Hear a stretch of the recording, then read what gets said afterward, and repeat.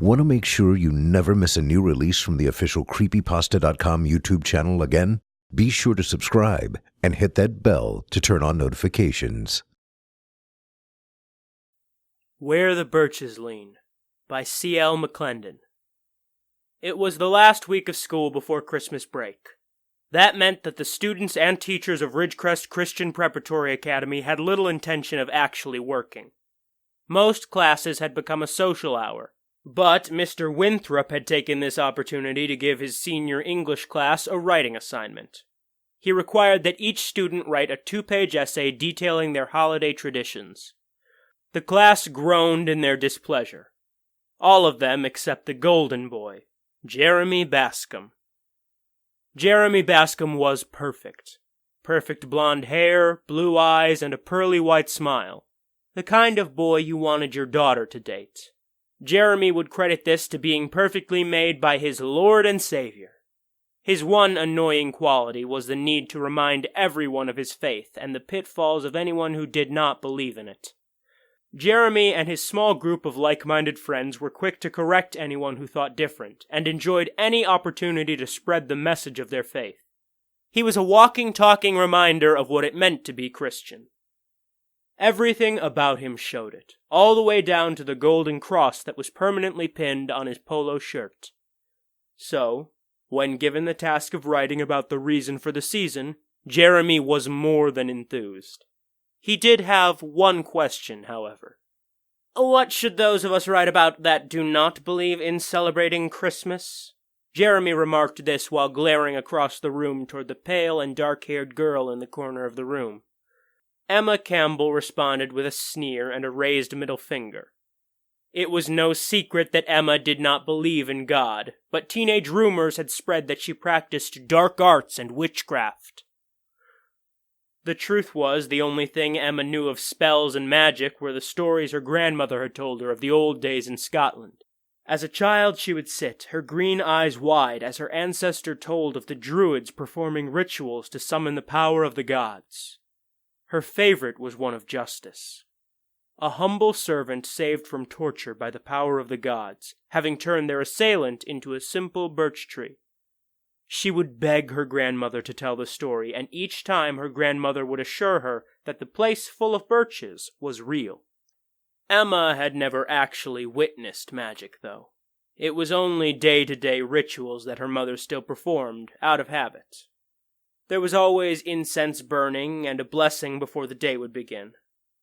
The type of thing that was hardly any different than lighting a candle or saying a prayer. The only reason Emma even attended a Christian school was the academic benefit it afforded. She contemplated her grandmother's many stories and began writing. If Mr. W. wanted to know about tradition, she would write about the winter solstice as she'd been taught. Mr. Winthrop had to calm the chuckles of his class before answering. Everyone has traditions, not just Christians, and I'm interested in reading about all of them. So please, give me your best work. When the bell rang to signal the end of the period, the room went from silent scribbling noises to a clamor of shuffling seats. Mr. Winthrop raised his voice in an attempt to remind them all that the assignment would be due for each of them before the holidays. Few of them were paying any attention, however.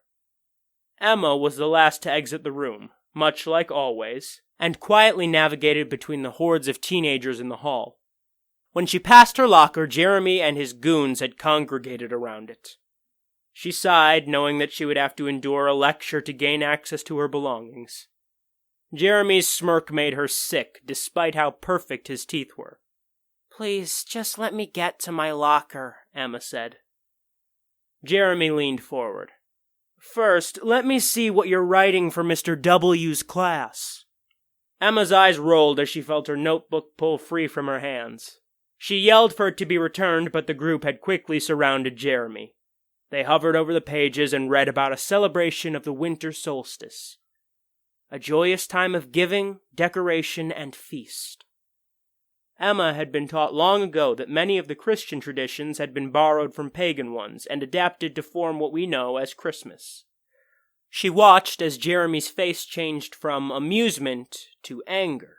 Emma knew that within Jeremy's mind she was a sinner, a blasphemer and doomed to the pits of hell.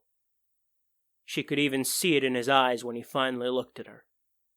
God does not like when we spread lies, especially about him, Jeremy said as he began tearing the pages from Emma's notebook. Emma's voice roared. They aren't lies. They're stories my grandmother used to tell me.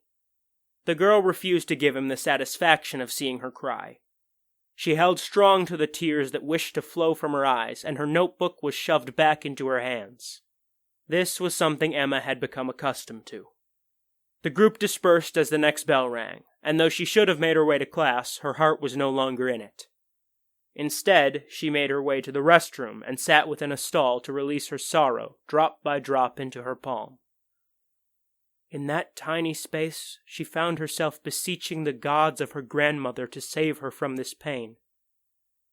Emma hoped that the god of revenge, Auron, would come swooping in and teach Jeremy Bascom a lesson. That night, Emma's sleep was restless. Her mind was still filled with the tortures of the day and wishes of a solution. It took her hours to find peace, but once she had, she also found dreams. She found herself walking among a stalk of white birch trees. A pale blue gown of cotton and lace draped over her thin frame, and lilies sat like a crown upon her head. The air was warm and sweet. The birds chirped overhead, and the wind played a tune that reminded her of music. The music her grandmother used to play. Soon she found herself amidst a clearing, and within the center sat two ghostly-looking hounds with bright red ears. They sat intent, watching as she approached them, and made no movement towards her. From beyond the trees a figure appeared in black. A hood covered scattered strands of gray hair as the person hobbled up upon a cane towards the clearing. As the person stopped beside the dogs, a frail and withered hand pushed back the hood to reveal a wrinkled, worn face, an old crone. Her eyes were glassy, much like that of the sightless, but she stared intently at Emma as if she were peering into her very soul. The woman gave a gentle smile and reached out her hand to brush at Emma's cheek. The woman's smell was of fresh grass, and the sensation was calming.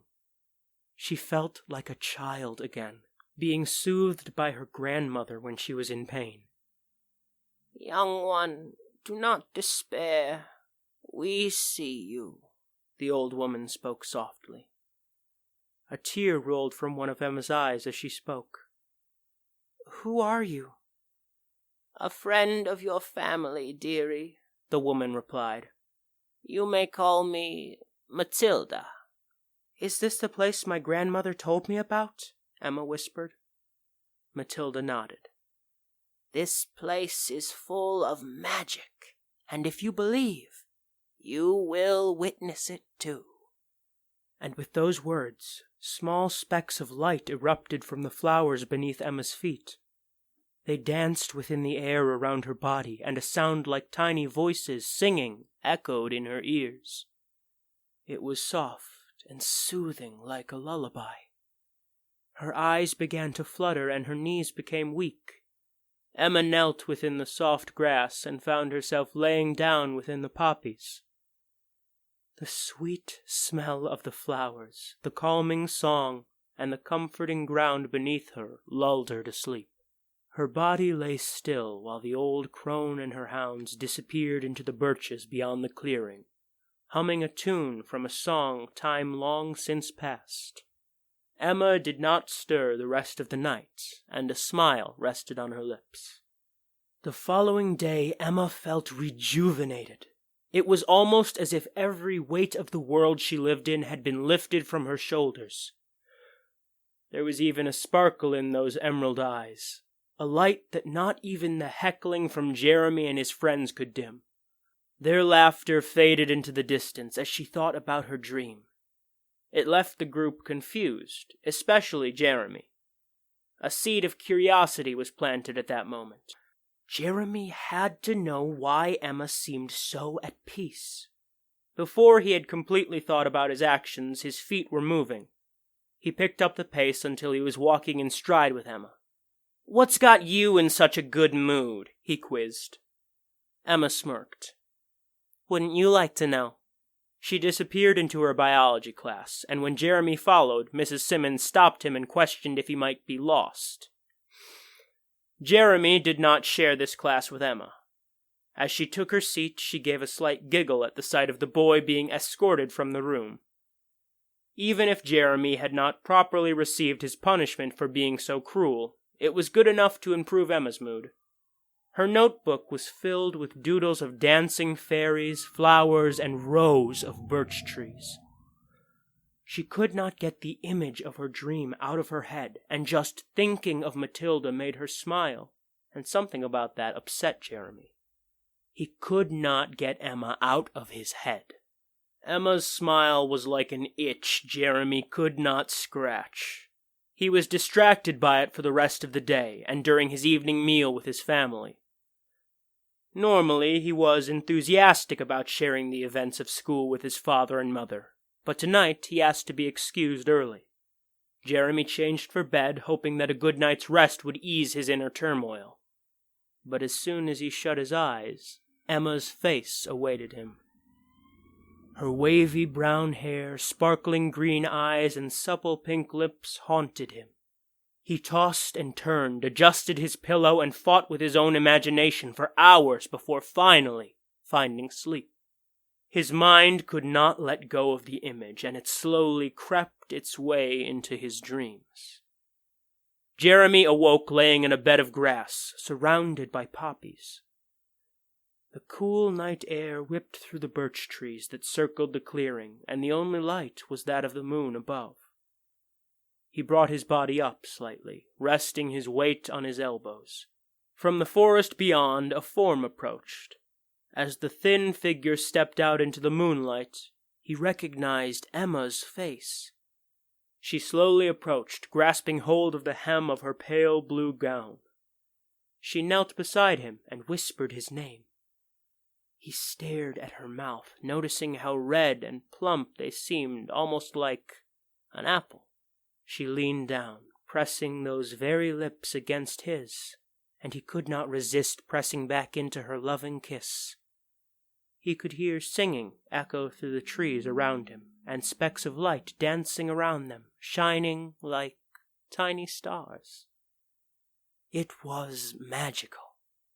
He felt her hand trail down his body, then come to rest between his legs. His eyes widened as her palm rubbed at the cloth that separated their skin. He knew what he was doing was wrong, but it felt so good. His body reacted in kind, his manhood growing firm under her touch. She smiled at the sensation, then leaned back, retracting her hand in order to pull gently at the bindings that held her gown in place. The cloth lowered to reveal her naked form beneath. Jeremy's mouth hung agape as his eyes trailed her perky breasts and smooth skin. He had never witnessed the female body before, and his excitement only grew. The beautiful young woman before him pulled down upon his pants, revealing his rigidness before taking him inside her. Her body rocked slowly atop his lap, gasping in pleasure. Jeremy laid back upon the soft grass and moaned with every motion. Within moments, he could no longer hold in his ecstasy and released himself inside of her. Emma came to an abrupt halt as she felt his fluids fill her. Her smile slowly crooked into a smirk as she lifted her pale form off of him. She pulled her gown back up over her shoulders and bound the strapping. She bent slightly, kissing Jeremy on his forehead before pressing her index finger to her lips, as if telling him to keep a secret. Then, just as quickly as she had arrived, she disappeared into the birches. Jeremy was left soaked in his own sweat and juices in the middle of the clearing. He jerked awake to find himself still in bed. It had all been a dream. He spent the next few moments asking forgiveness for his lustful thoughts and prayed for the strength to ignore them. Emma's smile failed to leave her as the rest of the week progressed, and it tortured Jeremy to see it. Every time his eyes fell upon her, all he could think of was his dream and being inside her. He prayed more in the days that followed than he ever had before. He prayed for relief from the torment, but it did not come. When he could stand it no longer, he found his way to Emma's locker and waited. When she arrived to retrieve her things at the end of the day, Jeremy stood tapping his foot impatiently. His hair was a mess, his eyes were dark and almost resembled an addict that had not had his fix in a few days. "Rough couple of days," she quipped. Jeremy tried to smile. "You could say that." "You mind if I get to my locker?" Emma questioned. Jeremy quickly stepped to the side. "Yeah, sure. So, the thing is, I was wondering if you might want to, you know..." Emma giggled slightly, listening to the stammering of the boy. "Spit it out. Gotta get going." Jeremy attempted to steel himself, his eyes getting more serious. "Will you go out with me?" Emma could hardly contain her laughter. It erupted from her mouth and echoed through the hallway. She had no words to properly respond. Jeremy attempted to laugh as well, but he could not find humor in his question. He needed her to say yes. He asked again, but she simply ignored the question and closed her locker. Emma made her way down the hall, with Jeremy following close behind. Tears formed in his eyes as he began to beg, and at one point he even got down on his knees. The sight was truly pathetic, and when it only offered another laugh from Emma's lips, he became angry. He stood abruptly and grabbed her by the arm and demanded she go on a date with him. "Take your hand off of her right now," Mr. Winthrop's voice boomed from down the hall. Jeremy's fingers shot open, releasing his hold on her arm in a second. Emma was shocked at Jeremy's actions, but even more frightened of the look in his eyes. She could see madness behind those eyes. She did not hesitate to step back and head toward the door. Within moments, she was out the door and on her bus. Jeremy was left defeated in the hallway, wondering how he could have been led to this madness. He only had one answer. Emma must have cast a spell on him, and he would have to break it. That was the only way for him to return to his sanity, and possibly to save his soul from damnation. The plot began to form in his head as he exited the building and sat in his car. His tires poured smoke as he peeled out of the parking lot and down the road for home. The next day, Emma had made it a point to avoid Jeremy, which she found to be easy because he had not attended class that day. She just had to make it until the end of school, and they would be out for the holidays. She could not help but wonder what had possessed Jeremy to act the way he had. The thought clouded her mind most of the day. She stared at his empty seat in Mr. Winthrop's class, which the teacher noticed. When the bell rang, he asked Emma to stay behind to question her about the incident, but she had fewer answers than even the teacher. Emma had wanted Jeremy punished for how cruel he had been to her all those years, but now she felt as though it had gone too far. Even as much as she had wanted to see him suffer, she still felt pity for Jeremy. When Emma arrived home, her mother was descending the stairs from the attic. Emma flashed her normal smile and asked what her mother had been doing. Normally, cleaning out the house was saved for springtime, but something had possessed her to bring down some items that had been stored away. Dust filled the air as Emma's mother opened the trunk that held the only remaining items that her grandmother had owned. Several of the books that had held those stories Emma remembered from her childhood were piled to one side. The rest were tattered garments, and tucked beneath them was an old white jewelry box. Emma knelt by the trunk and pulled things from it with her mother. Her eyes widened as she revealed a light blue gown. It resembled the one from her dream. Your grandmother loved that dress, Emma's mother beamed. Emma held the garment to her body and noticed it was her size. Do you think I could keep it? I don't see why not. There's no way I'm fitting into that thing. Her mother laughed as she opened the jewelry box. Emma went upstairs to try on the dress.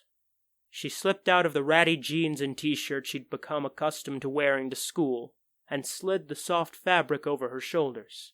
She reached behind her and tied the straps in place before stepping over to the full-length mirror by her window.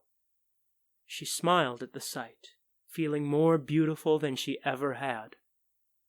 At that moment, her mother stepped into the doorway and leaned against the doorframe to admire the lovely young woman her daughter had become.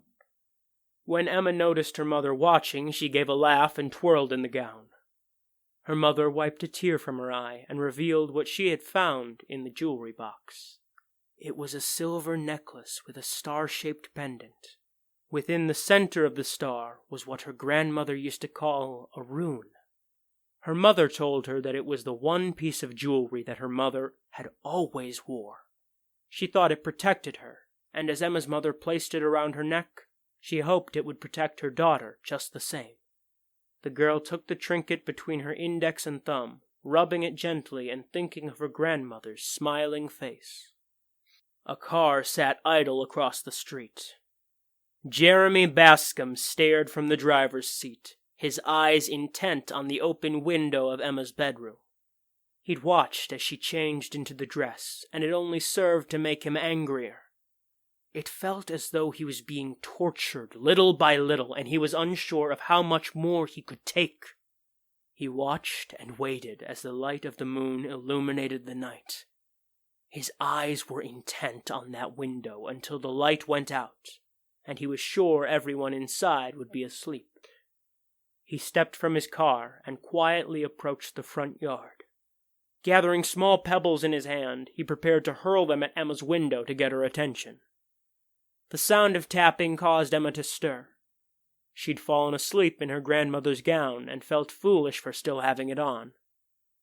The tapping came again and caused her to turn to the window. She watched as another small fragment collided with the window pane. She eased from her bed and slowly made her way to the wall. Jeremy was readying another rock when he noticed her face. He smiled and waved from the ground. Emma unlatched the window and eased it open in order to lean out. Jeremy, what the heck are you doing here? She whispered in an annoyed tone.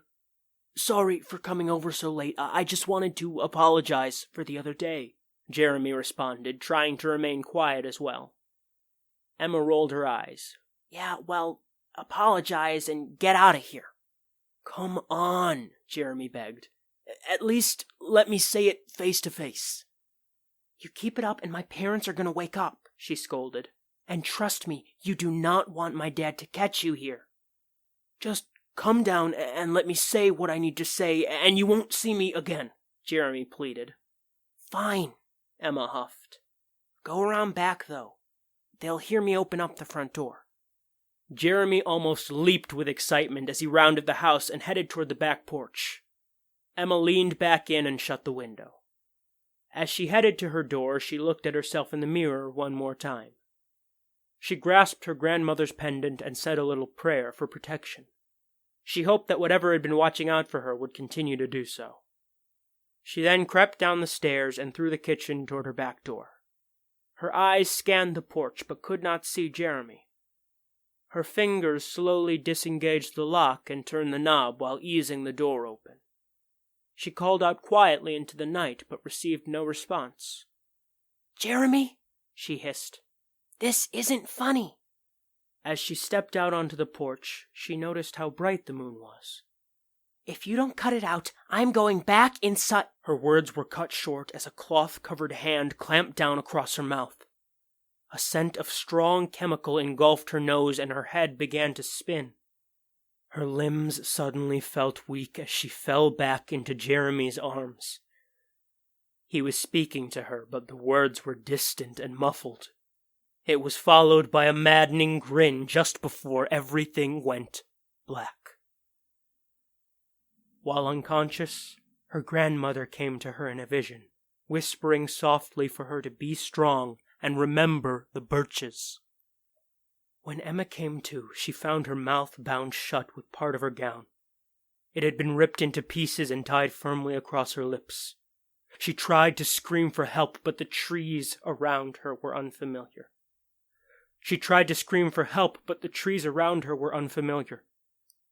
Jeremy had apparently transported her deep into the wooded area behind her house, and at this time of night no one could hear her. It did not take long for salty specks to stain her cheeks. She had no idea what Jeremy had in store for her, but she knew it could not be good. Jeremy let out a flurry of curses as he stopped dead in his tracks. Emma's eyes scanned the area, hoping that maybe he had seen someone else in the woods. That was when she noticed the stark white row of birches. Jeremy walked forward, avoiding the ghostly trees around him. Within moments he found himself in the middle of a clearing that was only lit by the full moon above. Poppies scattered across the ground in front of him, and it did not take long for either of them to recognize their location. Emma had never known there to be a place like this in the woods behind her home, but she had not ventured far before. She wondered if the old woman would appear again to save her, but that thought was dashed when Jeremy slung her body to the ground. She tried to yell for help again, but the back of Jeremy's hand silenced her quickly. He searched the area frantically as if looking for something. When he did not find what he was looking for, he turned back to Emma. "What did you do to me?" She tried to respond, but the gag prevented it. At this point, her eyes were swollen from her constant sobbing. Within her head, she was begging for help from anyone or anything that could save her. Jeremy approached, wild-eyed as he tugged at his belt buckle. It did not take long for Emma to realize his intention. Jeremy pulled down his pants as she tried to crawl away. In moments, his body was on top of her, and he was pulling at her underwear. She could smell the warm breath bursting from his mouth. Jeremy had been drinking. She wriggled, squirmed, and grasped at Jeremy's face in an attempt to fight him off, but he was simply too strong. She begged for him to stop from behind the gag. "You've warped my mind. You perverted it. You've torn me away from God's grace." Jeremy's saliva scattered across her face as he yelled. "You are an evil and spiteful witch, and it's time you were punished for using me, for cursing me. You do not deserve to be saved." His voice growled mere inches from Emma's nose. Emma knew that if she did not do something, Jeremy would have his way, and there was no telling what he would do after that. She clawed at his face, but received his knuckles in her mouth in return. Her gums spilled crimson liquid across her once pink lips, and she screamed in agony. She tried to hold on to her grandmother's gown as Jeremy began to claw at her breasts. She could feel his hardness press against her, and there was little time left. That was when she felt the pendant around her neck. She grasped it tightly in her hand and shoved it forward. The hard edge of the silver cut a gash above Jeremy's eye. Blood poured from the wound while he cried out in pain. Jeremy stumbled back, holding his head and cursing Emma's name. She crawled back on her elbows a few feet before removing the gag finally and attempting to get to her feet. She stumbled and watched Jeremy fall back against one of the birch trees. He propped himself up with one hand, the blood from his forehead staining the white bark. The look in his eyes had not left him. His intent was still true. In his mind, he would have Emma, and there was nothing and no one that would stop him. He lurched forward, but was drawn back by the hand that rested on the tree. It was stuck, almost as if glued to the wood. Small specks of light rose from the grass and began to dance around the clearing. A song drifted through the wind, and suddenly Emma felt safe. Jeremy's blood continued to flow from his cut across his neck and down his arm. It also melded with the bark and began to fade into it. The blood became white and rigid along with his fingers. They both watched as inch by inch his skin turned into wood. When the truth of the situation became clear to Jeremy, he looked back toward Emma, his face no longer full of anger, but instead replaced with fear. Emma's mouth opened, and her voice emitted words of which she had never spoken, and yet she seemed to understand them. It was a dialect that her grandmother would sometimes use when telling her stories. Lacumshad Arwin Kurdimido doch Fritzel Anseoles Nakraben Betsin. Help me! He yelled as his arm became one with the tree. Emma simply turned away from the horrible sight and looked toward the path they'd taken to enter. The old crone stood at the edge of the birches with her 2 pale hounds. Her index finger was pressed to her lips as if telling the girl to keep their secret. When Emma looked back, all that remained of Jeremy was his other hand.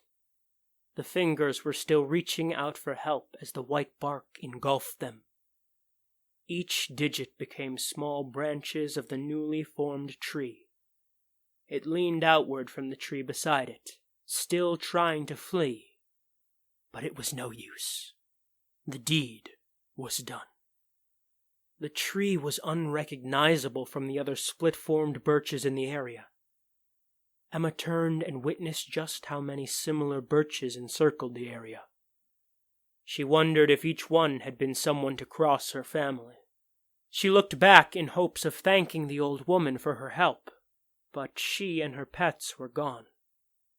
The fair-skinned girl who had escaped a fate worse than death slowly made her way back home as the first snowflakes of winter began to coat the ground. As the months passed, the mystery of Jeremy's disappearance had faded from popular conversation. The authorities assumed he simply ran away. Emma was the only one who knew different. So, when the green sprouts pushed through the dead leaves, she made her way to the woods. She hummed a tune from long ago, twirling in the repaired fabric of her grandmother's gown. Fat yellow jackets floated in the warm breeze, and the air smelled of poppies while she skipped through the brush. Her bare feet were cushioned by the soft grass. Her skin was warmed by the springtime air. She found the clearing. Her lips curled into a smile as she found where the birches lean.